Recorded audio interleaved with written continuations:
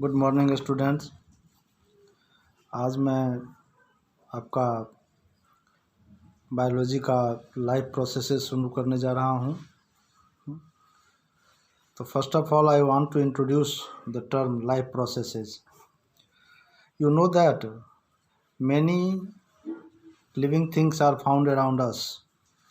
So what things are responsible for making them alive? How can they are called as living things, and what are the processes which make them alive?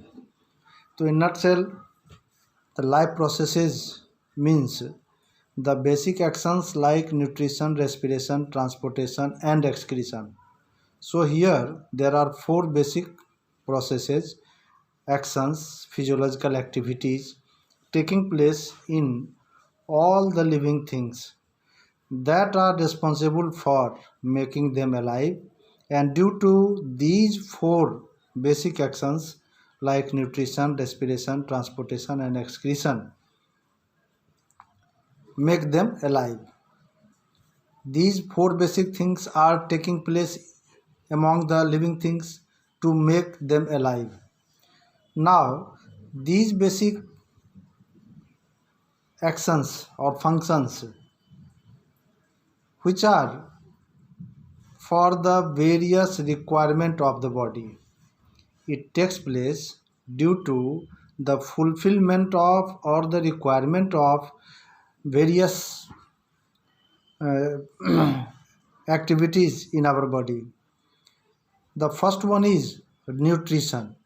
It is the most useful basic functions taking place inside our body, not only us but among all the living things. It means food is very essential for the survival of living things, because food provides us energy. It makes or essential for the synthesis of new cell, for growth and the maintenance of their body requirement, wear and tear, as well as it also protect our body against many diseases. So these various requirements are fulfilled by nutrition. So nutrition means the process of obtaining food. It is a process by obtaining food.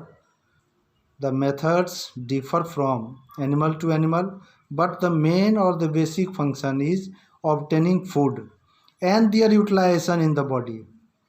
It means whatever the food is taken, it must be utilized in our body for various purposes, and that these various purposes or requirements make them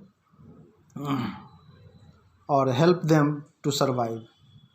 Now the modes of nutrition.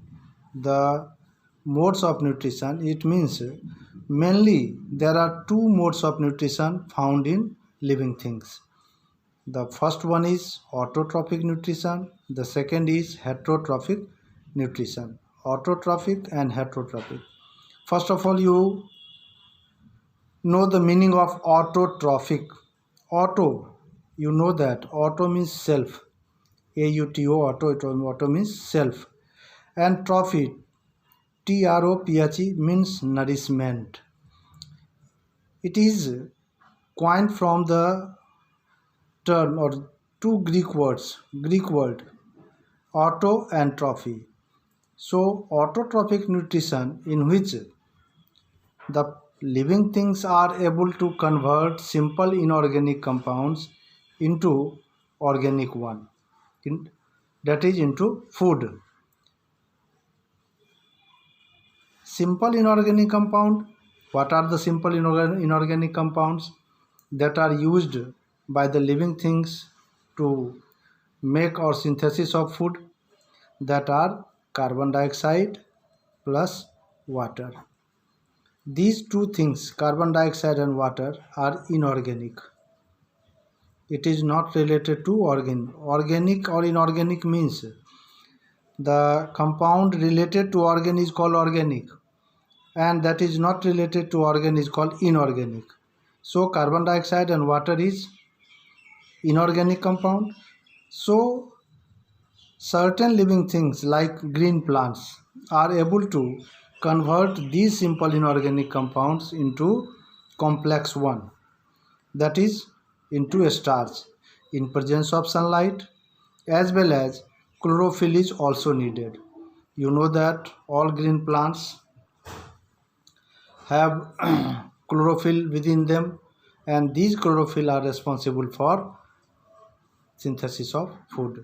So autotrophic mode of nutrition, examples are green plants, and they convert simple inorganic into complex one. Now the heterotrophic mode of nutrition. Heterotrophic nutrition, hetero means different. They obtain their nutrition from different sources. The sources may be further it is divided into three types. So hetero means different, trophy means nourishment. Similarly, the different mode of nourishment, that these or the living things, they obtain their nutrition in this mode, that is heterotrophic mode. They are directly or indirectly dependent upon plants for their food. So they are not able to synthesize their own food, so they are dependent upon plants. They may be herbivores, they may be carnivores, they may be omnivores, but heterotrophs are dependent upon autotrophs for their nourishment, for their food, for their nutrition. So directly or indirectly, herbivores are animals are directly dependent, whereas carnivores are indirectly dependent. Further, heterotrophic mode of nutrition are of three types, that may be saprophytic, parasitic, and holozoic.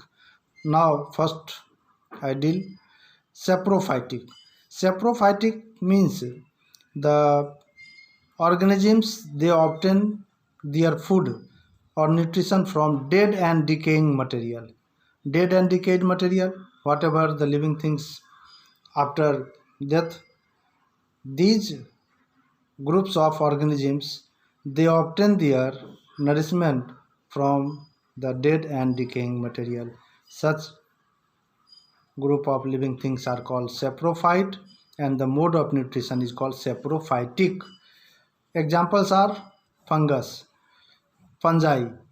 All fungi are the example of saprophyte or saprophytic mode of nutrition. These are, although these are plant, but non-photosynthetic plant.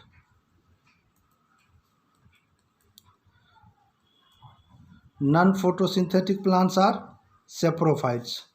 It means they have, the cells are similar to that of green plants. Only the difference is that they do not have plastids, that is chloroplast, and due to which chlorophyll is absent, but cell wall is there. They are plant. All fungi are plant, but devoid of chlorophyll. Now the second one is parasitic. It is the association of two organisms in which one lives at the cost of other. One is called host and the other is called parasite, and this mode of nutrition is called parasitic mode of nutrition. Host, it provides nutrition. It means when an parasite, when an organisms enter or dependent upon the other organisms for their nutrition, for their food, and for their shelter, they are called host, and the organisms they are, or those are dependent, are called parasite.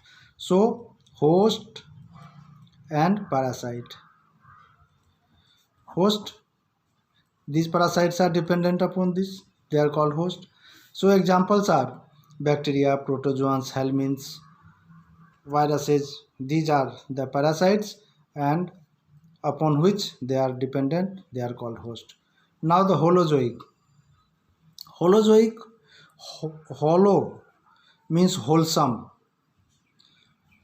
They take food directly or indirectly from the plants or dependent upon ready-made food material. Whatever the plants or autotrophs prepare their food, they, or the holozoic mode of nutrition, the different examples from unicellular organisms, amoeba, to the most complex organisms, human being. So both unicellular organisms, amoeba, as well as the human beings, both are obtaining their nutrition in holozoic mode. It means dependent upon ready-made food materials, whatever the food is prepared. In amoeba, unicellular organisms, they obtain directly into the body. Human beings, well-organized organ system is found for this mode of obtaining nutrition, that is called digestive system.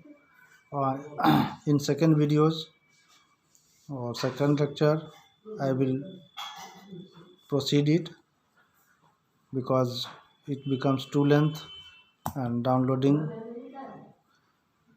problem will occur. Thank you.